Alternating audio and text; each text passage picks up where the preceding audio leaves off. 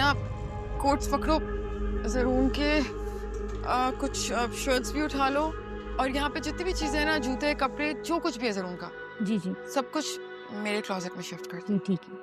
दो। ध्यान से कुछ खराब ना उठाओ, फिर मैं बाकी की चीजें भी करवाती हूँ।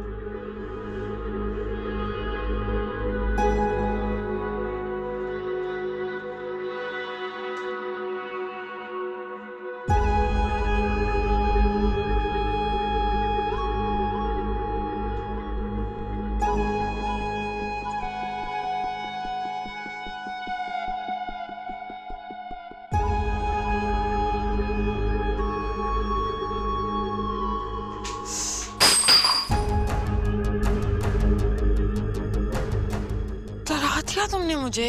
मगर बाजी मैं तो अच्छा बस, मैं कर लेती हूँ। हाँ ये कपड़े भी सारे लेके जी। आओ, और ये फिर सफाई भी जी, करके जी, मेरे जी, कमरे जी। में आओ।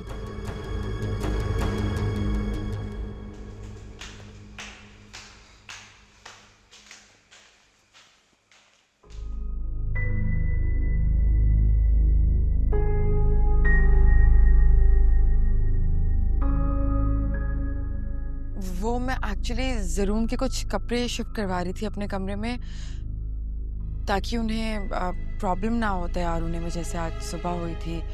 क्या है ना, जब तक वो सानिया से नाराज हैं, वो मेरे ही कमरे में रहेंगे। क्या मतलब सानिया की नाराजगी तक? जरून को तुम्हारे कमरे में ही रहना चाहिए। तुम समझदार हो, मेरा मतलब अच्छी तरह समझ रही हो। अच्छा किया तुमने जरून का सारा सामान अपने कमरे में शिफ्ट करवा दिया।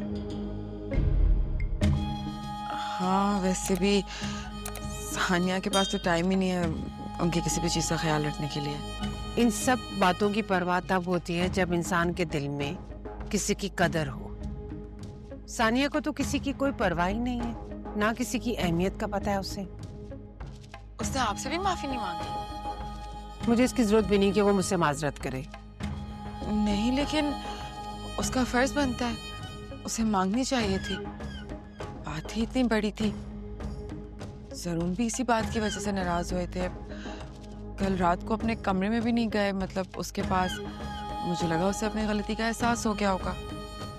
सानिया को कोई फर्क नहीं पड़ा है, किसी की दिल आजारी हो या किसी को तकलीफ हो।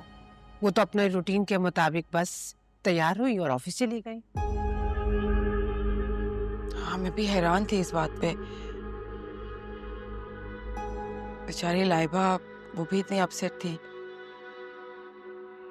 पता नहीं घर जाने के बाद उसका शौहर कितना लड़ा होगा उससे, बहुत गुस्से में था वो। यही तो मकसद था सानिया का। उसकी जो अपने अंदर की बेसुकूनी है ना, सब में ट्रांसफर कर दी है उसने। मैं जरा चेक करके आई कि मरियम सही से रख रही है चीजें या नहीं।